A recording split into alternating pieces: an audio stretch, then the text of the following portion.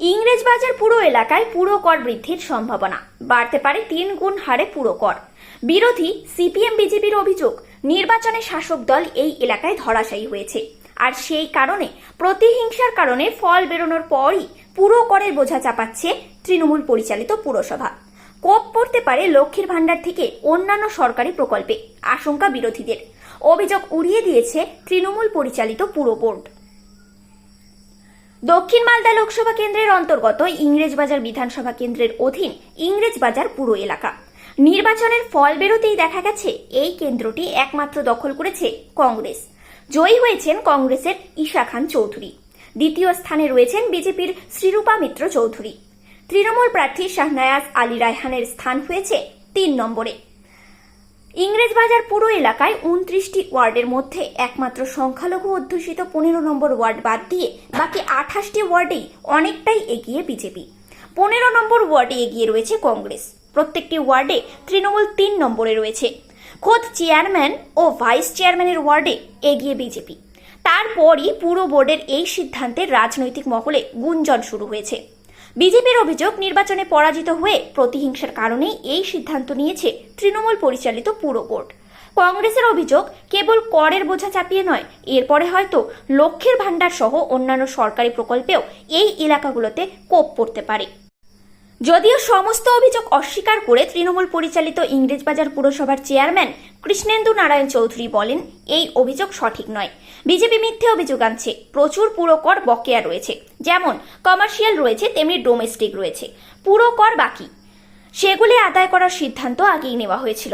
সমস্ত কাউন্সিলরদের উপস্থিতিতে এই সিদ্ধান্ত হয়, সেখানে বিজেপি কাউন্সিলররাও ছিল।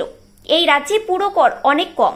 বিজেপি পরিচালিত রাজ্যগুলিতে কতটা পুরো কর আদায় করা হয় বা প্রতিহিংসার কারণে বুলডোজার চালানো হয়, এই রাজ্যে তা হয় না, পাল্টা দাবি কৃষ্ণেন্দু বাবুর। নোটিশ পাঠাতে চলেছে ইংরেজবাজার পুরসভা, বাড়ি বাড়ি ট্যাক্স বাড়ানোর নোটিশ। কিভাবে দেখছেন বিষয়টা? ইংলিশবাজার পুরসভা বারবার এই ধরনের ট্যাক্স বাড়ায় আর নাগরিকদের বিপদের মুখে ফেলে। আর ঠিক এই মুহূর্তে ট্যাক্স বাড়ানোর কথা হঠাৎ মাথায় আসা, তো আমি তো বলবো যে এটার প্রতিহিংসা পরায়ণ হয়েই এই ধরনের সিদ্ধান্ত নেওয়া, যে ইংরেজবাজার পৌরসভার মানুষ যেভাবে ভারতীয় জনতা পার্টিকে সদ্য সমাপ্ত নির্বাচনে বিপুল পরিমাণ সমর্থন করেছে, আর তাতেই তারা হয়তো প্রতিহিংসার বশত হয়ে এই ধরনের সিদ্ধান্ত নিতে চলেছে। আর এমনিতেই ইংরেজবাজার পৌরসভায় বিশেষ করে যে কমার্শিয়াল ট্যাক্স, যেটা গোটা পশ্চিমবঙ্গ কেন গোটা ভারতবর্ষের যদি তুলনামূলক বিচার করা হয়, তো এখানে অত্যন্ত চড়া হারে ট্যাক্স, যেটা ব্যবসায়ীদের বিপদের মুখে সম্মুখীন হয় বারবার। আর সেই মুহূর্তে এই ধরনের সিদ্ধান্ত, এর জন্য প্রতিবাদ গড়ে উঠবে, মানুষের বিক্ষোভ তৈরি হবে। কেবলমাত্র ব্ল্যাকমেল করা, আমরা জানি নির্বাচনের আগে এরকম বিভিন্ন জায়গায় তৃণমূলের নেতারা হুমকি দিত যে যেখানে আমাদের ভোট কমে যাবে সেখানে লক্ষ্মী ভাণ্ডার বন্ধ হয়ে যাবে। তো এই ধরনের তারা উদাহরণ তৈরি করতে চাইছে যে যখনই তাদের বিরুদ্ধে ভোট যাবে তখন এই ধরনের সিদ্ধান্ত তারা নাগরিকদের উপর চাপাবে। মানে নাগরিকদের তারা এক টাইপের কিনে রেখেছে, তাদের মতামত, তাদের ইচ্ছা অনুযায়ী তাদের মতামত প্রকাশ করতে হবে। সিপিএম একটা অভিযোগ করছে যে পুরসভা ভোটে ইংরেজবাজারে ফল ভালো না হওয়ার কারণে আপনারা বাড়ি বাড়ি নোটিশ পাঠাচ্ছেন ট্যাক্স বাড়িয়ে। কি এটা খুবই অযৌক্তিক কথা। বিজেপির 3 জন মেম্বার এখানে আছে, একজন লিডার অপোজিশন আছে, প্রতিটা সিদ্ধান্তই বোর্ডে হয়। আমাদের স্টেট ভ্যালুয়েশন বোর্ড প্রতি 5 বছর 10 বছর পর ভ্যালুয়েশন অ্যানালিসিস হয়। তো সেই হিসাবে প্রত্যেকের বাড়ি সব দোকান মাপামাপি হচ্ছে, কাউকে নোটিশ পাঠানো হয়নি। ওনারা আগে জেনে নিলেন নোটিশ পাঠানো হারার জন্য না, এটা যদি ইলেকশন না থাকতো তাও নোটিশ যেত। এখানে ট্যাক্স অ্যানালিসিস হয় প্রত্যেকটা। আর বিজেপির যে রাজ্যগুলো আছে সেখানে ওরা দেখুক কীভাবে ট্যাক্স অ্যানালিসিস হয়, আমাদের রাজ্যে কীভাবে ট্যাক্স অ্যানালিসিস হয়। এটা মিথ্যা কথা বলে কিছু হবে না। আমরা হেরে গেছি বলে বুলডোজার নিয়ে গিয়ে বাড়ি বাড়িতে ভেঙে দেবো, গোটা ফ্যামিলিকে গুলি করে মেরে দেবো, এটা করিনি। পরায়ণ হয়ে ইংরেজবাজার পৌরসভার মানুষের প্রতি প্রতিহিংসা পরায়ণ করে পৌরসভা এই সিদ্ধান্ত গ্রহণ করছে। কি আশঙ্কা করছেন আপনারা? আমরা আশঙ্কা করছি শুধুমাত্র জনগণের উপর করের বোঝা চাপিয়েই এরা স্বস্তি এবং শান্তি পাবে না, এদের উল্লাসটা আরও বাড়বে। সরকার জনকল্যাণমূলক সামান্য যা কিছু করেছে, যারা ভোট দেয়নি তাদের কাছ থেকে সেই জিনিসগুলোর সুযোগটাকে, অধিকারটাকে কেড়ে দিবে। যে সমস্ত এলাকাতে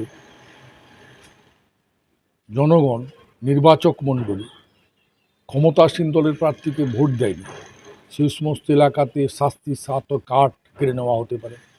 সেই সমস্ত এলাকাতে সরকারি কোনো আদেশনামা না দিয়েও লক্ষ্মীর ভাণ্ডার প্রকল্পের টাকা জমা নাও হতে পারে। এইভাবে ওদেরকে ভীত সন্ত্রস্ত করে নিয়ে দলীয় নিরাপত্তা বজায় রাখার জন্য একটা প্রচেষ্টা এদের পক্ষ থেকে চালানো হবে। অ্যাসেসমেন্ট করছে, একজন ব্যবসায়ী হিসেবে কিভাবে দেখছেন এটা? দেখুন, বিগত প্রায় 7-8 বছর আগে এই স্ট্যাক অ্যাসেসমেন্টটা হয়েছিল এবং সেই সময় আমরা পৌরসভার সঙ্গে আলোচনা করে একটা নিরপেক্ষ জায়গায় পৌঁছেছিলাম। কিন্তু কদিন আগে আমাদের কাছে খবর এসছে যে ইলেকশনের পরপর, রেজাল্ট বেরোনোর পরপরই আমাদের কাছে খবর এসছে যে স্ট্যাক অ্যাসেসমেন্টটা যেবার করা হয়েছে সেটা প্রচণ্ড হারে বৃদ্ধি করা হয়েছে এবং আমার মনে হয় সেটা সাধারণ মানুষ তো অসুবিধার মধ্যে পড়বে, কিন্তু সব থেকে বেশি অসুবিধার মধ্যে পড়বে ব্যবসায়ীরা। তারা কমার্শিয়াল যাদের বিল্ডিং আছে তাদেরই ট্যাক্স অ্যাসেসমেন্টটা বেশি হবে। আমরা পৌরসভার কাছে অনুরোধ রাখবো যে এই ট্যাক্স অ্যাসেসমেন্টটা যাতে নির্দিষ্ট পরিমাণ, নির্দিষ্ট মাপে হয় এবং প্রত্যেকটা মানুষের যাতে সুবিধা হয়। প্রত্যেকটা মানুষ যাতে, বিশেষ করে আমার ব্যবসায়ীরা যারা ট্যাক্স অ্যাসেসমেন্টে বেশি টাকা হবে সেই ক্ষেত্রে যাতে সুযোগ করে দেওয়া হয়, যাতে ট্যাক্স অ্যাসেসমেন্ট করে ব্যবসায়ীরা যেন ট্যাক্সটা জমা করতে পারে। এবং আমাদের কাছে দুর্ভাগ্য যে ইলেকশনের আগে হলে আমরা হয়তো এটা নিয়ে আরও আলোচনা করতে পারতাম, আরও সুন্দরও হতো।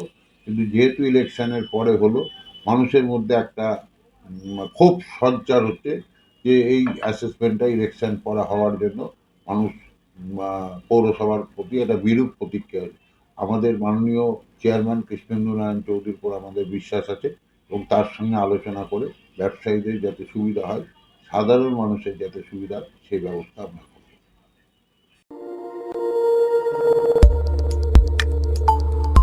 দেখতে থাকুন নিউজ প্রাইম টাইমস, আপনাদের সাথে, আপনাদের পাশে।